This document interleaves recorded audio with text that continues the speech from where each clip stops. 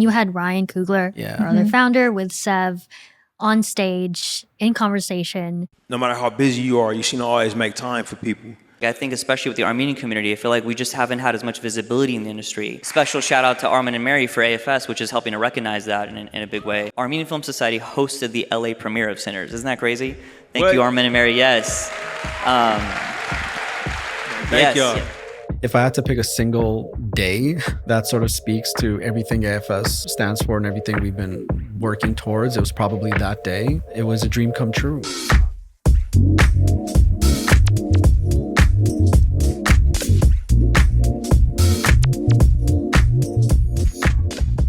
You're watching and listening to In Proximity. I'm Paula Mardo, and today we're talking community. How does a tiny bookstore meetup in Glendale, California turn into a giant gala event with hundreds of attendees and Ryan Coogler and Sev Ohanian on stage?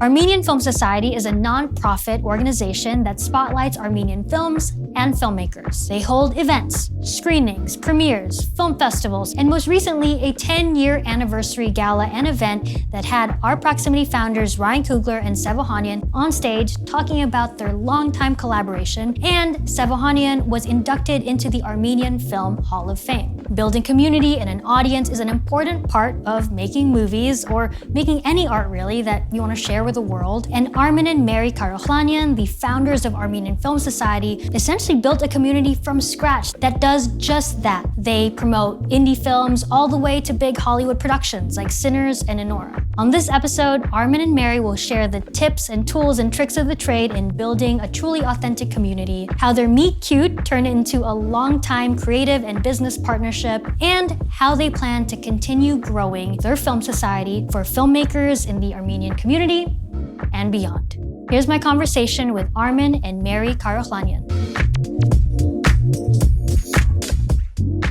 Thank you guys for being here, Armen and Mary Karaoghlanian. Perfect. Thank you for having us. Beautifully said. The founders of Armenian Film Society, very excited to have you here. We have lots to talk about. But first, a member of your community has phoned in and sent us a question.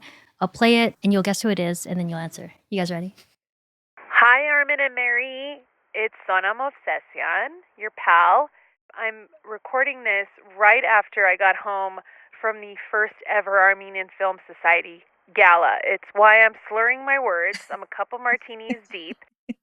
But I wanted to ask you, and this is probably a question you've gotten before, but if you could have an AFS event with any famous Armenian, living or dead, who would it be and what project would you help them promote? I know no one asked me. This isn't...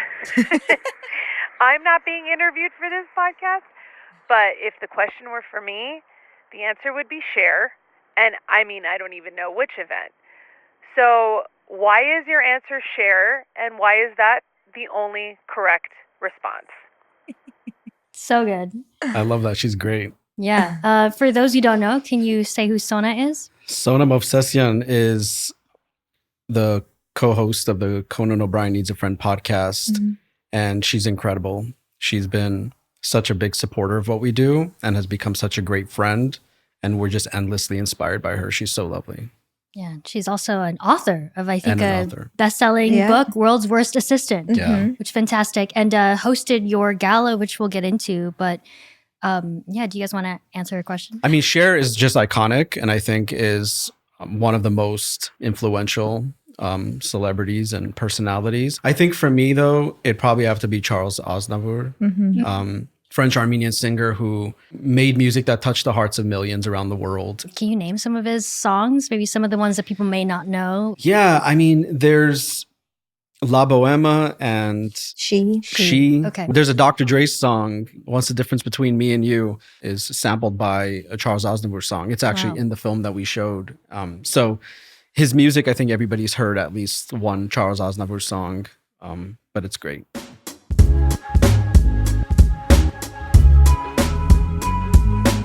Take me to September 11, 2015. Yeah. This is your first Armenian Film Society event, I believe, and it was at a bookstore in Glendale. Yeah. Can you talk about why the bookstore and why in Glendale? This was an Armenian bookstore called Abril Books.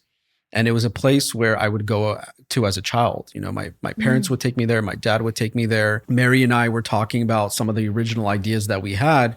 We were collaborating with Arno Yeretsian, who's the owner of the bookstore.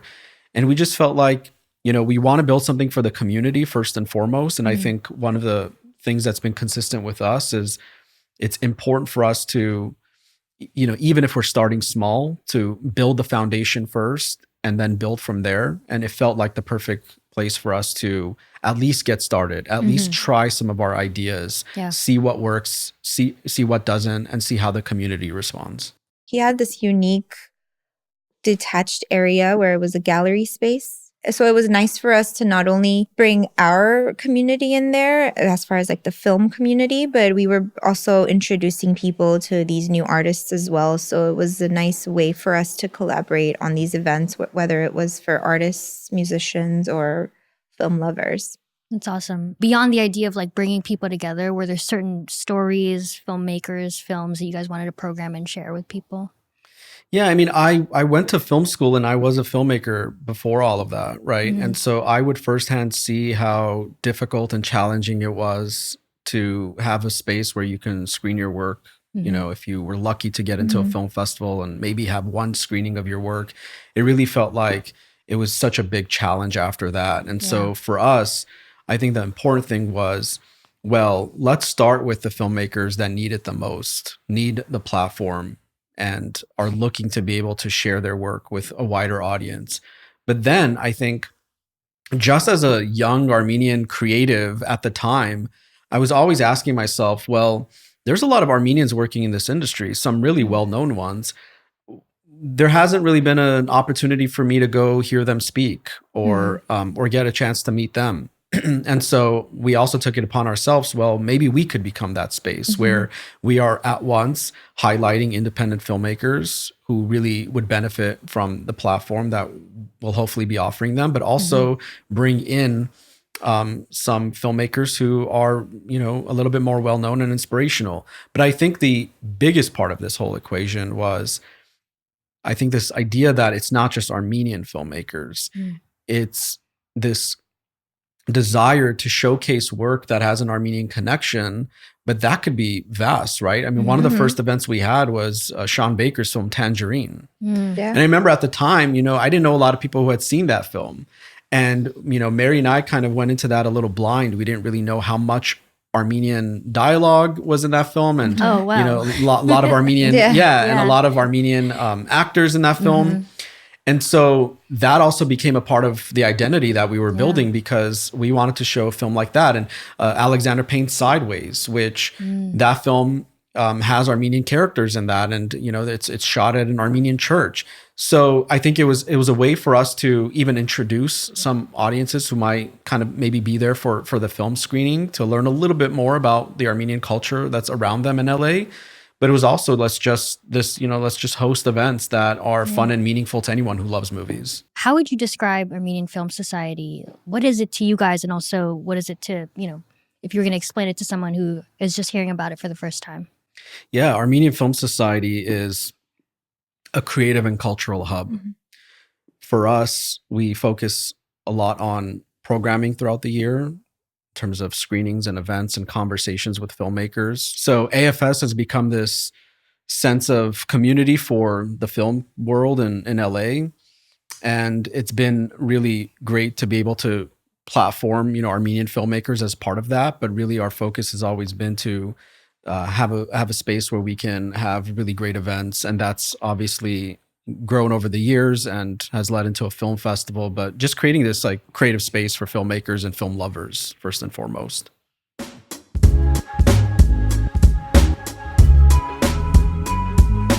Something that's always been really amazing about you and how you work. You no matter how busy you are, you seem to always make time for people. Can we talk a little bit about mentorship and why it's so important to you and why you continue to make time to do it? I'm certainly the product of incredible mentors, you know, professors we've had, older classmen, people that we met along the way. I think if I'm being like selfish. Like, I think especially with the Armenian community, I feel like we just haven't had as much visibility in the industry. Although in reality, the Armenians have been making incredible impact in this art form for 100 years. And you know, special shout out to Armen and Mary for AFS, which is helping to recognize that in a big way. Yeah. Armenian Film Society hosted the LA premiere of Sinners. Isn't that crazy? Thank you, Armen and Mary. Yes. Thank y'all. I went to your gala that you just had, and yeah, it was just really inspiring to see like the community come and support, but there were also other people. I mean, you had Ryan Coogler, our other founder, with Sev on stage in conversation. I don't know, how did it feel like building this thing that you guys, the two of you, literally started from scratch? You know, I get emotional talking about it, honestly, It's because surreal. I feel like if I had to pick a single day that sort of speaks to everything AFS sort of stands for and everything we've been working towards, it was probably that day because of the talk with Sev and Ryan, who are both so incredibly generous with their time and their support. It was a dream come true. And we talked about, well, in a perfect world where everybody's going to say yes and their schedules align and they're available and all the stars align, what is the dream version of what that day would look like? And that was literally it. I had a lot of people come up to me and say things like, when I talked to you at the gala, it felt like you were in a dream state. You were sort of 100%. I talked to you as well. Yeah. And honestly, it was just elation, right? This like incredible feeling where it feels like we finally got to accomplish something that was a thing that was long in the works for us.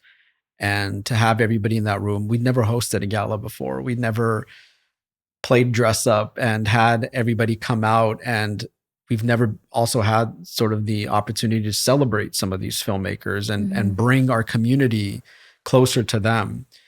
And so I just remember that whole day. It felt like I was dreaming. I was so grateful. I was sitting there as a fan as well, right? I was sitting there admiring the folks that were a part of all of this, and just I think looking at this as I think we've built something that is pretty close to what we set out to build. Yeah. It's so exciting and very cool. And just some of the folks you guys honored. Yeah. Do you mind actually sharing a little bit? We had Sev, obviously. Yeah. And who else was there? Yeah. So we honored Madeline Sharafian, who's the director of this year's Pixar film ELIO. And her award was presented by Karren Karagulian, who also works at Pixar. And we also honored Karren Karagulian, who's one of the lead actors from ANORA. And his award was presented by Vache Tovmasyan, who's his co-star from ANORA. And Sev is someone who's very much part of the Armenian culture and Armenian community, right? Yeah. And Ryan had presented, I mean, they had the talk earlier, but Ryan also presented him with his award. Ryan's participation was incredible. The goal of having Ryan there and asking him to present Sev with his honor, it was because we couldn't really think of a better person to be able to talk about that partnership aspect and that friendship aspect. And what Ryan said at the gala, I mean, you were there. It was one of the most beautiful things I've heard. And it just made everything so much more special. Yeah. I mean, Sev, to most folks know, he's a founder of Proximity, a producer of Sinners and other films, writer-producer on Searching. Anish Chaganty is co-writer and director of that film, was there as well. But he also, and I know we've talked about this in the podcast, he also wrote, directed, produced, did makeup, costumes, hair, all the things for a film called My Big Fat Armenian Family. It's just a classic film in the community and very much like grassroots. So you sort of honored him for his work now, but also just contributions to that. And it's so interesting to see how you guys have also grown with, you know, your event at a bookshop, and 10 years later. I mean, you're doing the same thing you're doing as a professor and in that bookstore, but now with like more food and way more people. But yeah, I mean, but there's parallels, right? Like Sev didn't wait for the opportunity to come to him. Like he created his own opportunity, you know, with My Big Fat Armenian Family. When we look at people like that, and there's obviously many others that we take inspiration from, we look at that and say, well, it can be done and it's possible if you just believe in it. Yeah. There have been Armenians contributing to the film industry for 100 years, right? For as long as the industry's been around. And yeah, I'm just curious if there are certain folks, either present or even past, that you, I don't know, kind of look up to, or when people talk about Armenians in the industry, are there people that you kind of talk about or want to share besides Cher? Yeah. Obviously. No, for sure. I mean, one of the first heroes that I had early on was Steven Zaillian, who was a screenwriter. And I remember he was kind of one of the first people who I really registered was an Armenian working in the industry. You know, he's worked with Martin Scorsese and David Fincher. I think when you don't see yourself represented, you know, on screen, and you see somebody like him, it really means a lot, and it really starts making you think about doors that could potentially open up for you. So yeah, I think, you know, one of the things Sev said was that there have been all these Armenians in the industry. Rouben Mamoulian was a film director in the Hollywood studio system. And I think hopefully one of the things that we've done is we add context. You know, I think there's always been Armenians. And I think what AFS does, it sort of contextualizes just how important and meaningful their work is.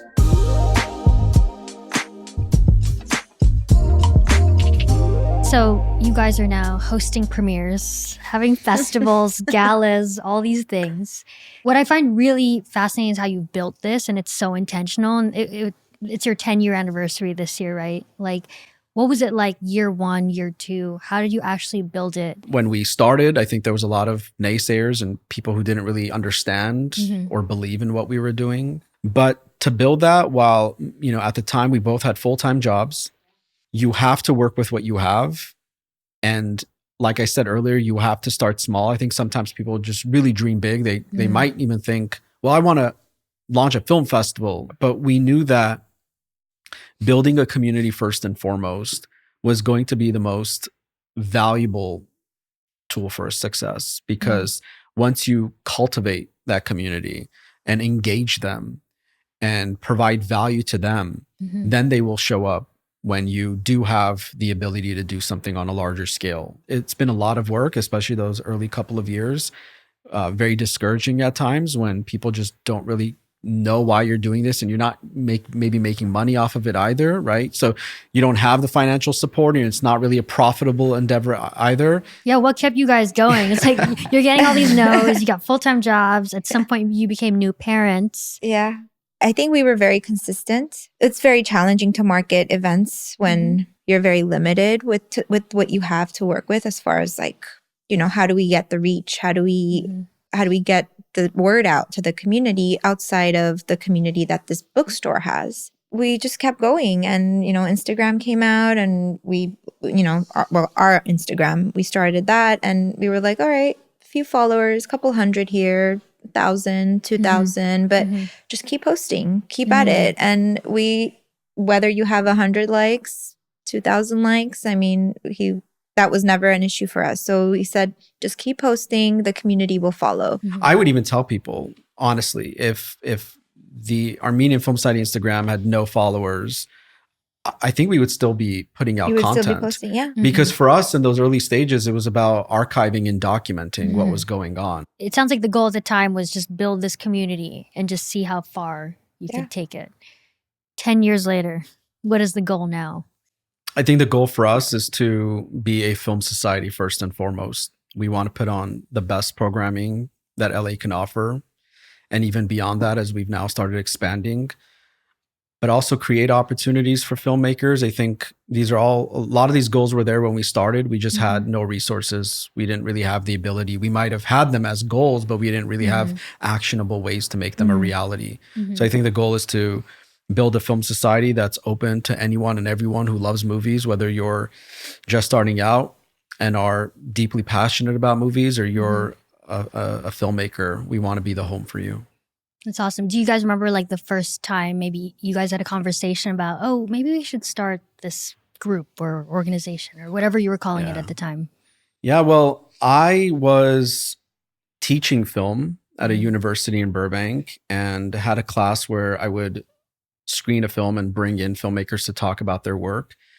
And Mary and I, at that time in 2012, we talked about, well, this is great, but wouldn't it be great if we could open it up to the public? At school, when he was teaching, he pretty much was doing what AFS started to do there, where he was bringing in guest speakers and he was bringing in people from the film world to introduce to the students. And that's something that this campus wasn't doing. And that was something new for them as well, because the film school was also new for them.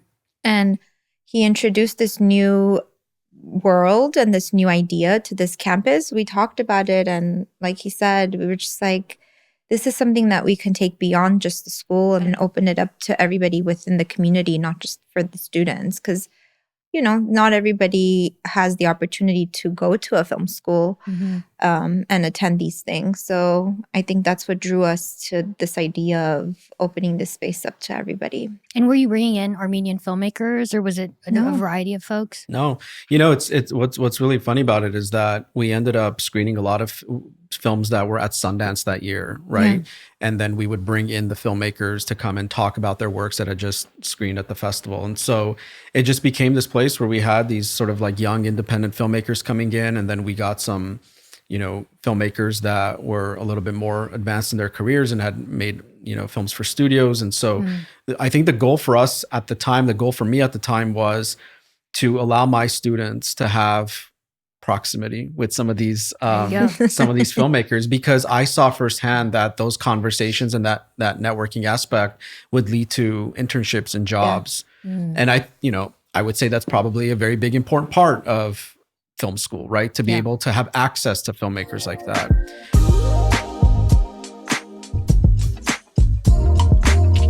I want to get to know more about you guys and how you two started working with each other, but also how you met. You guys met at 19 years old. Can you talk about, like, you met before college, but like what was this, like rom-com in like a library or in high school? Like, sort of. We both had mutual friends.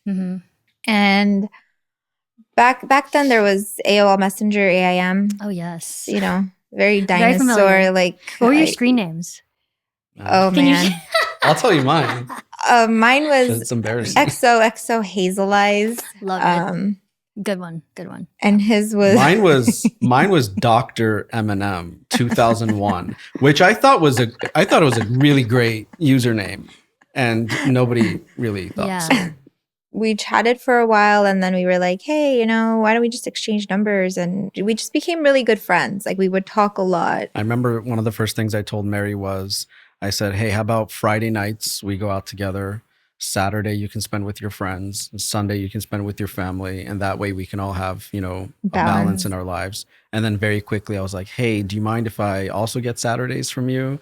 And then it was sort of like, can I also get Saturdays and Sundays? We just wanted to spend time together and just sort of grow up together right at that age. I love this, like, healthy boundaries and communication at 19.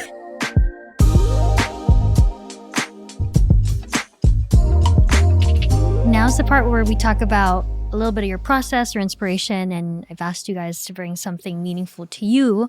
So you guys are both holding very interesting pieces of physical media. Armen, do you want to start? Sure. So this is something that means a great deal to me.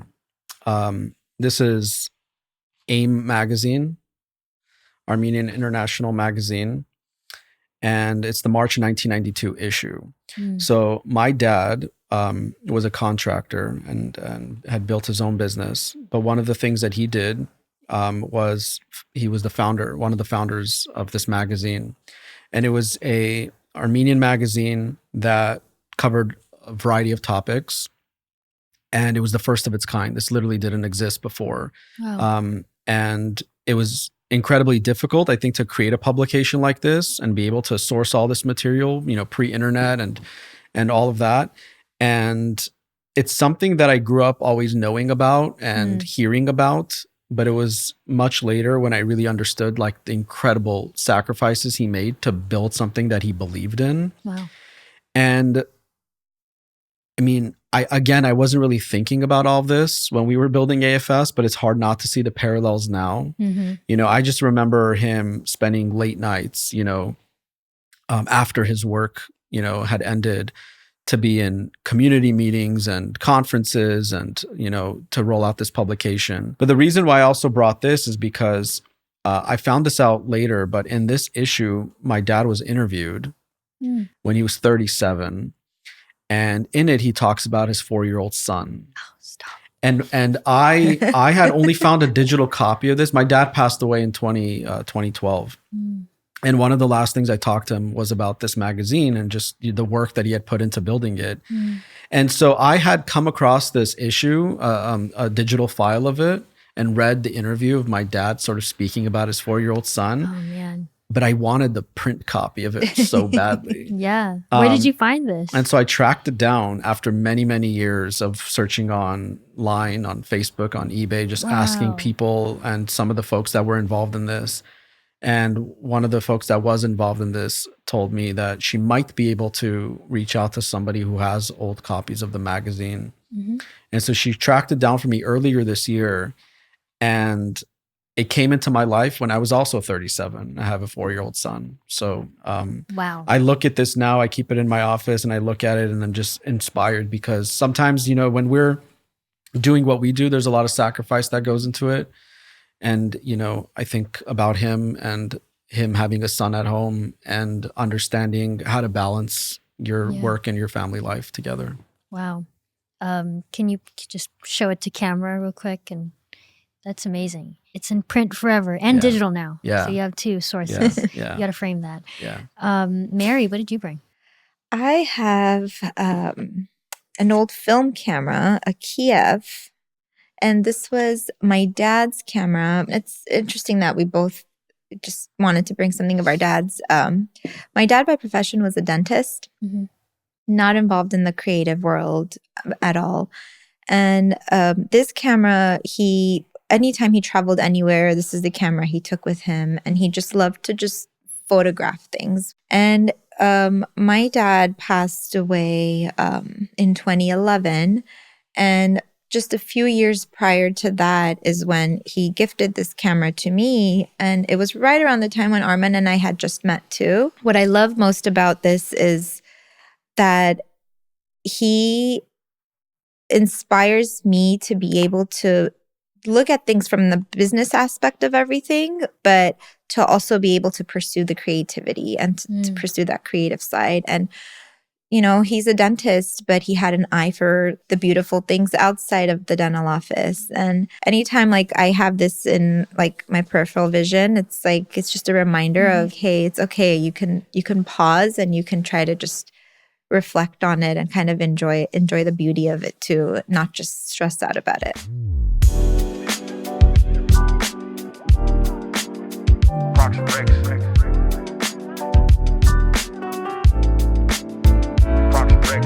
So the last part of the show, we ask our guests to recommend something, a Prox Rec. And I'm sure you've heard, but it can be anything. It could have anything to do with what you do or just something you want to recommend. Mary, why don't you go first?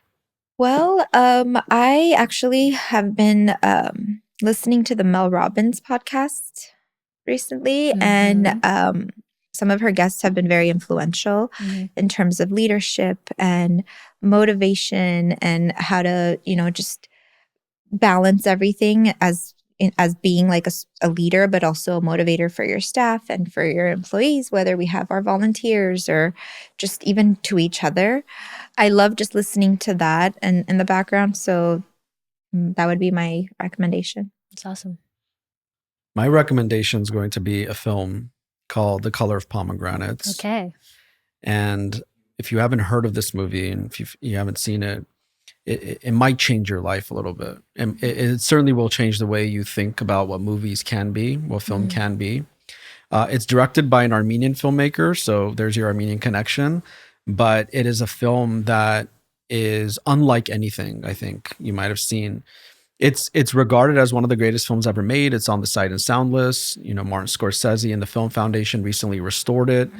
But it's unbelievable. It's such a poetic film that uses sound and color and just the visual medium to create a tapestry of, you know, ideas. And I think people have that sort of reaction to it of, I've never quite seen something like this before. So I recommend it as much as I can because it really opened up my eyes when I saw for the first time of just what film as a medium can do. Well, thank you, Mary, and thank you, Armen, for being in proximity with me today. It was really great to have you. Thank you. It was an Thank you honor. so much for having us. In Proximity is a production of Proximity Media. The show is hosted, directed, and produced by Paula Mardo. Executive producers are Ryan Coogler, Zinzi Coogler, and Sev Ohanian. Theme song and additional music by Ludwig Göransson. Patrick Apino is our co-director and director of photography. Ken Nana is our sound designer and mix engineer. The production team includes Brittany Brown, Isabella Miller, and Alexandria Santana. Follow us on social media at Proximity Media. For transcripts and more information, head to proximitymedia.com.